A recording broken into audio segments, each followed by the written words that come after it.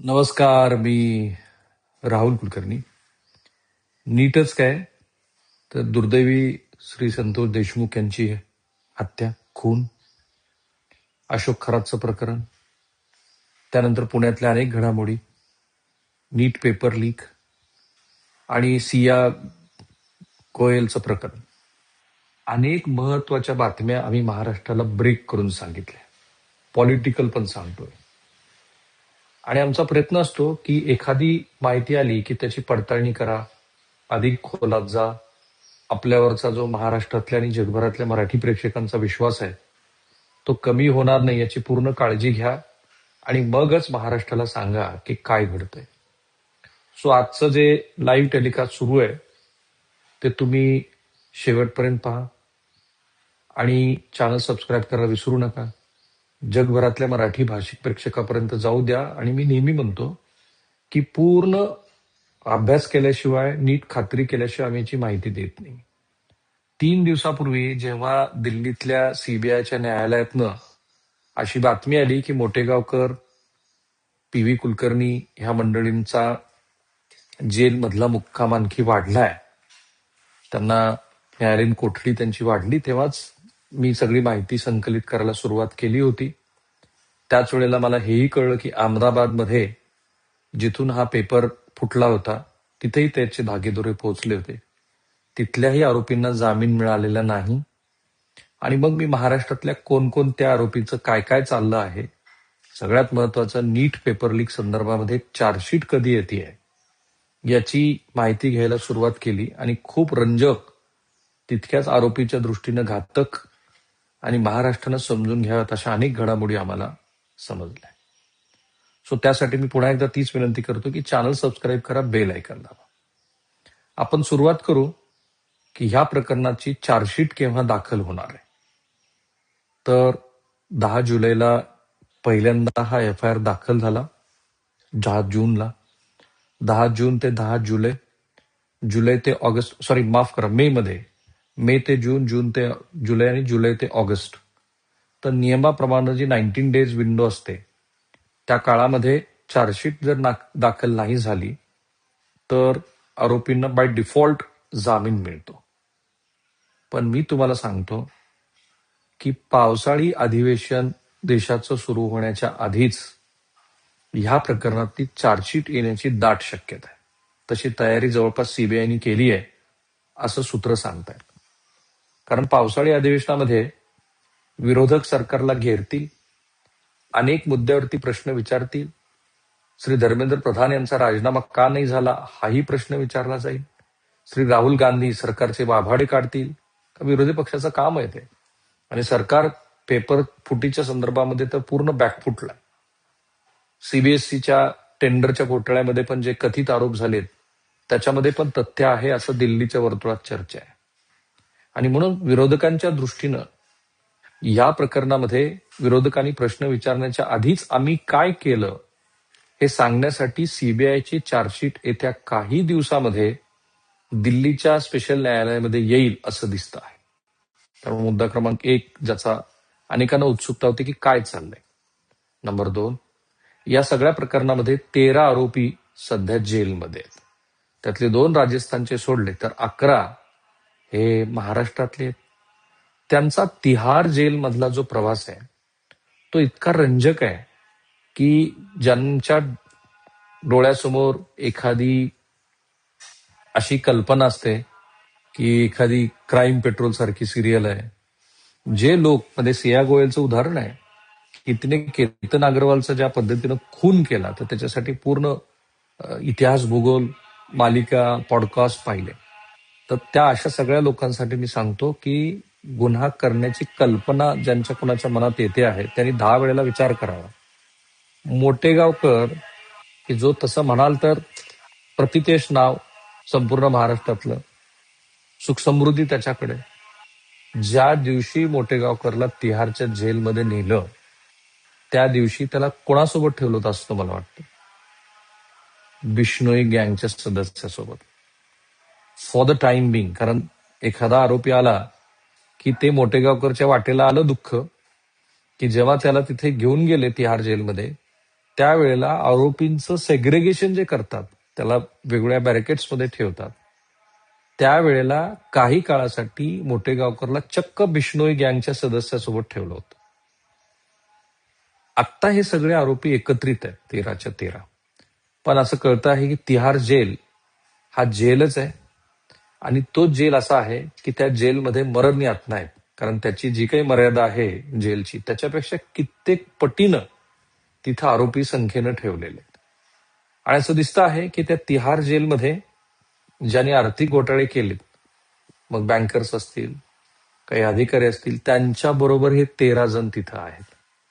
आणि यांना संवाद कसा साधला जातो, यांचे जे वकील आहेत, आणि चांगली वकील मंडळी लावली. म्हणजे मोठेगावकरनं दिल्लीमधला प्रतितेश लावला, वकील तिथे लावला, की जो वकील एका अपिअरन्सला 5 लाख रुपये फीस चार्ज करतो.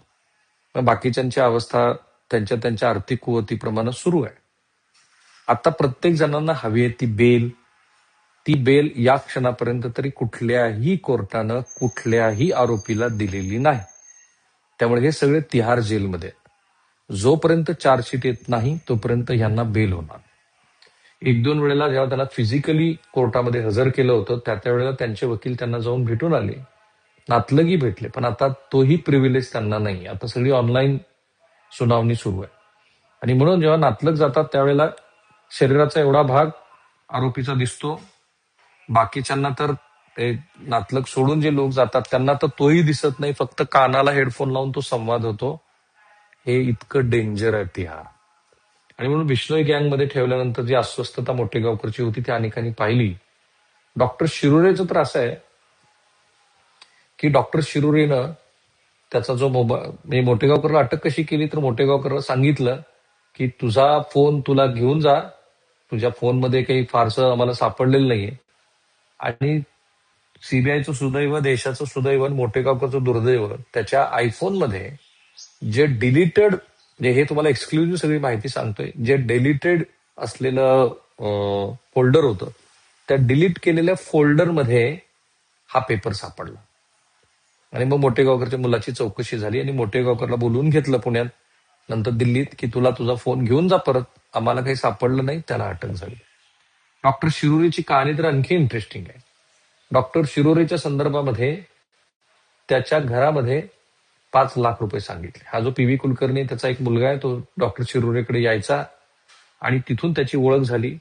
डॉक्टर शिरोरे स्वतःला फॅसिलिटेटर मानतो, म्हणजे त्यांनी पेपर, म्हणजे दिसतंय सीबीआयचं म्हणणं आहे की यांनी असा पेपर आलेला आहे, कुणाला हवा आहे का, असे म्हणून लोकांना फोन केले.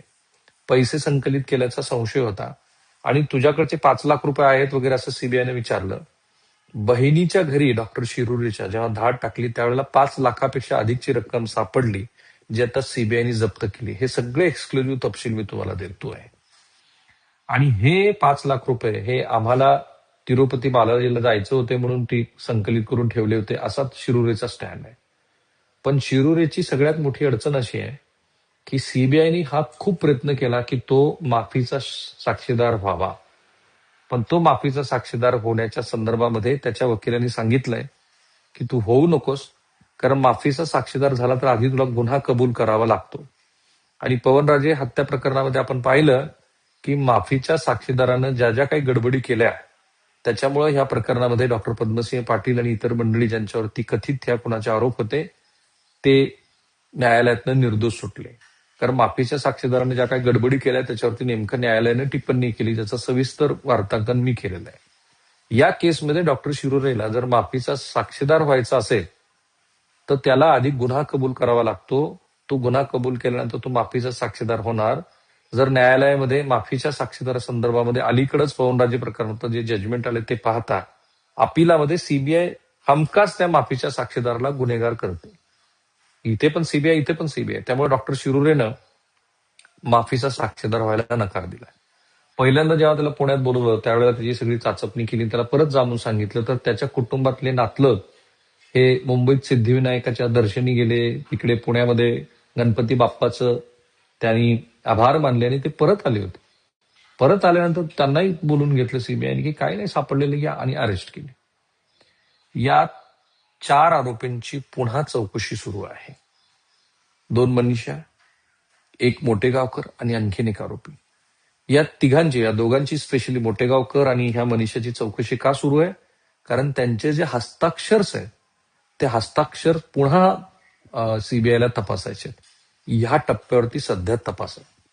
या आरोपीकडनं काही रकमा जप्त केल्यात, काही जबाब नोंदवले गेले, आणि सगळ्यात महत्वाचं जे चित्रपटात आपण पाहतो, मला ही क्युरिओसिटी होती की यांची चौकशी कशी सुरू आहे. तर यांची चौकशी अशी सुरू आहे की यातल्या अनेक जणांनी न्यायालयामध्ये अर्ज दाखल केलेत की मला हार्ट अटॅक आहे, मला बीपी आहे, मला अमुक आहे, मला शुगर आहे, अगदी डॉक्टर शिरूरने.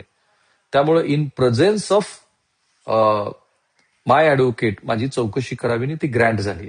त्यामुळे त्यांचे ज्युनियर सिनियर जे कोणी ऍडव्होकेट आहेत ते असे बसलेले असतात, समोर त्या आरोपीची चौकशी सुरू असते. तर हे असं दिसतंय, राईट. तर ह्या टप्प्यावरती आता हे प्रकरण आहे. डॉक्टर शिरोरे, त्यांच्या ज्या मिसेस आहेत रेडिओलॉजिस्ट, ते सगळे प्रयत्न करतात त्यांना जामीन व्हावा. अनेक जण पॅनिकमध्ये आहेत, 13 पैकी. मोठेगावकर पण पॅनिकमध्ये. तो विचारतोय, अरे मला कधी यातनं बाहेर काढणार, माझा बेल करा. नाही होणार एवढ्यात बेल. आणि मागच्या प्रकरणाची पण आम्ही माहिती घेतली की मागच्या प्रकरणामध्ये लातूरचे दोघं तिघ जण होते, त्यांना जामीन झालाय का? येस. पण एक आरोपी असा आहे की ज्याला अजूनही जामीन झालेला नाही. आता या 13 पैकी तसा नेमका कोण आरोपी होतो ते बघायचं. पी.व्ही. कुलकर्णीची फारच विचित्र परिस्थिती आहे. त्याचा एक छोटासा मुलगा आहे, 10वीचा, जो मोठा मुलगा आहे. तर पी.व्ही. कुलकर्णीला जो काही वकील त्यांनी दिलाय तोही फारसा किती लक्ष देतो मला माहिती नाहीये. पण पी.व्ही. कुलकर्णीसाठी ना कोणी कपडे, ना औषधं, कुठल्याही संदर्भामध्ये काही इंटरव्हेन्शनचे ऍप्लिकेशन केलेत असं दिसत नाही.